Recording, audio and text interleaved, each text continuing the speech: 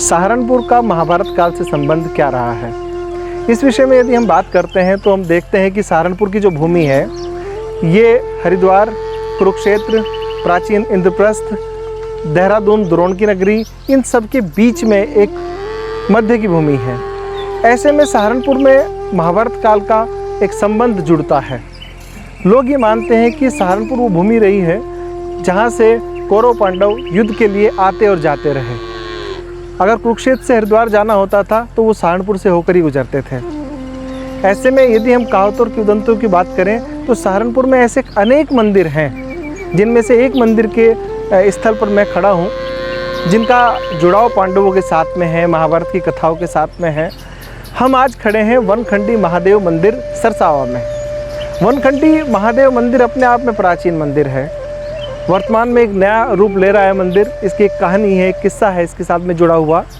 ये मानते हैं कि पांडवों ने कभी इस मंदिर में पूजा अर्चना की थी। जो यहाँ प्राचीन शिवलिंग है उसकी पूजा अर्चना पांडवों ने की थी, वो यहीं पे स्थापित है। जब मध्यकालीन त्रासदियों का युग शुरू हुआ, आक्रमण हुए, गजनवी का आक्रमण भी यहाँ पे हुआ, तो उस समय सब यहाँ धार्मिक स्थल नष्ट भ्रष्ट हो गए और वो सरसावा में धार्मिक स्थल इतना प्राचीन कोई भी नहीं है।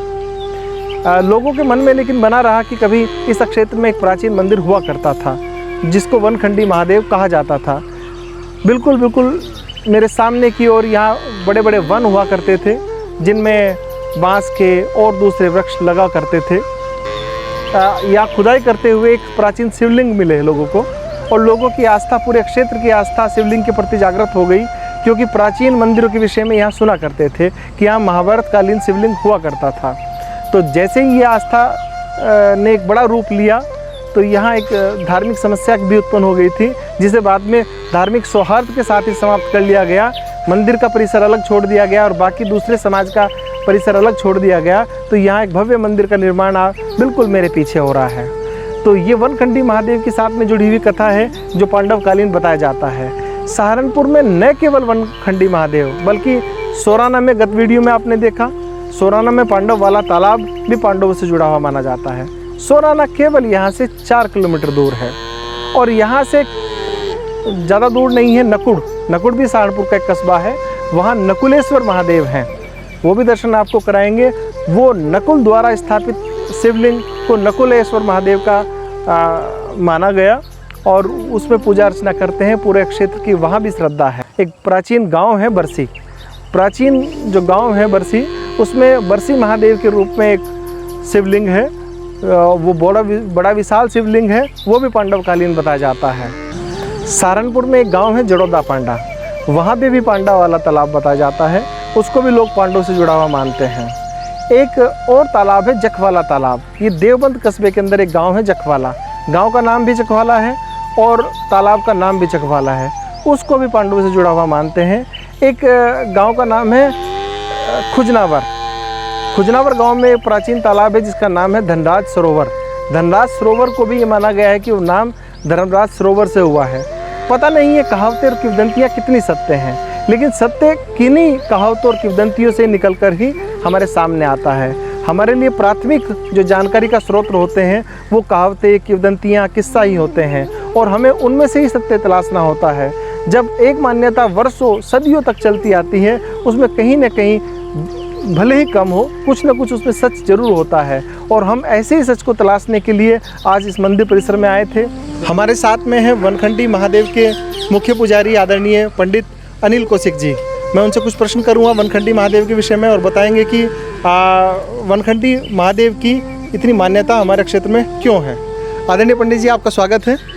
आप हमें बताएं कि सरसावा क्षेत्र में वनखंडी महादेव जो हैं इनकी इतनी मान्यता क्यों है और क्या क्या आयोजन यहाँ पर होते हैं। बताते हैं, ऐसी मान्यता है हमारे यहाँ पर कि हमारे जो मंदिर है महाभारत कालीन है। जिस समय पांडवों का ज्ञातवास हुआ था तो यहाँ पर सहदेव रुके थे सिरसवन जंगल में। सहदेव जी ने यहाँ पर भगवान शिव की आराधना की थी तो भगवान शिव प्रसन्न हुए तो ये वरदान मांगा था कि आप जन कल्याण के लिए पिंडी रूप में स्थापित हो जाएं। समय व्यतीत होता रहा, जंगल के रहते हुए पिंडी हमारी विलुप्त थी। तो आज से लगभग 100-150 साल पहले पता लगा पिंडी का। कैसे लगा कि कोई यहाँ लेडीज़ थी, उसको संतान नहीं होती थी, 14-15 साल शादी को हो चुके थे, तो उनको अचानक एक दिन भगवान स्वरूप कोई साधु मिले।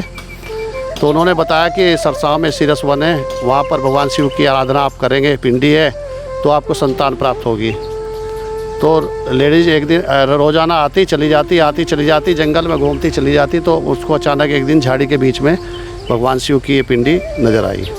उसने क्या किया, झाड़ जंकार सब साफ़ सफाई करके रोज़ाना जल चढ़ाना चले जाना, जल चढ़ाना चले जाना। तो जैसे आराधना भगवान शिव की तो उसको संतान प्राप्त हुई 1.5-2 साल के बाद। समाज को पता लगा कि अचानक इनको ऐसा प्रसाद कहाँ से प्राप्त हुआ। समाज को पता लगने के बाद समाज इकट्ठा हुआ, जाकर के देखा तो वाकई में वो साक्षात भगवान शिव बैठे हैं हमारे यहाँ पर। तो यहाँ पर साफ़ सफाई कर दी गई, उबड़ खाबड़ था, बराबर कर दिया गया कि मंदिर बनाया जाएगा। तब तक दूसरा समुदाय आकर के कहने लगा कि हमारा यहाँ कब्रिस्तान है, आपका मंदिर कहाँ से आ गया। विवाद उत्पन्न हो गया। तो हमारे यहाँ पर रहे हुए एक नगर पालिका अध्यक्ष थे, चेयरमैन साहब थे, उन्होंने क्या किया कि भाई आपका भी रह जाएगा, इनका भी रह जाएगा। तो यहाँ पर एक शिवलिंग की बराबर में ही एक कब्र बना दी गई पक्की। जी जी। कब्र बना दी गई। तो एक हमारे यहाँ पर विवाद उत्पन्न हो चुका था। विवाद चला हमारा, लोअर कोर्ट में गए। लोअर कोर्ट में जाने के बाद हम लोग जीत गए। ये लोग सेशन कोर्ट में गए, इनके पक्ष में फैसला आया। लगभग 50-60 साल हमारा हाई कोर्ट में स्टे चला। तो अभी क्या हुआ कि 4 साल पहले की बात है कि आपस में बैठ करके समझौता हो चुका दोनों का। समझौता होने के बाद अब मंदिर निर्माण शुरू हो चुका है और मंदिर निर्माण चल भी रहा है, कार्य प्रगति पर है। हमारे यहाँ पर मंदिर में साल में 2 मेले लगते हैं, एक फागुन मास की महाशिवरात्रि का और एक श्रावण मास में चतुर्दशी का कांवड़ का मेला लगता है, बहुत बढ़िया। भंडारे अक्सर होते रहते हैं, दूर दूर से श्रद्धालु यहाँ पर आते हैं, अपनी मनोकामना पूरी लेकर के जाते हैं और भगवान को अभिषेक कर भगवान के से प्रार्थना करते हैं, जन कल्याण के लिए प्रार्थना करते हैं सब लोग। जी, देखा आपने, जाना सरसावा के इस प्राचीन वनखंडी महादेव का इतिहास और इसकी महत्ता के विषय में। और फिर आप ऐसे ही किसी नए मंदिर की तलाश में या नए ऐतिहासिक स्थल की तलाश में आपको ऐसे ही नई चीज़ें दिखाते रहेंगे। मिलते हैं नेक्स्ट वीडियो में।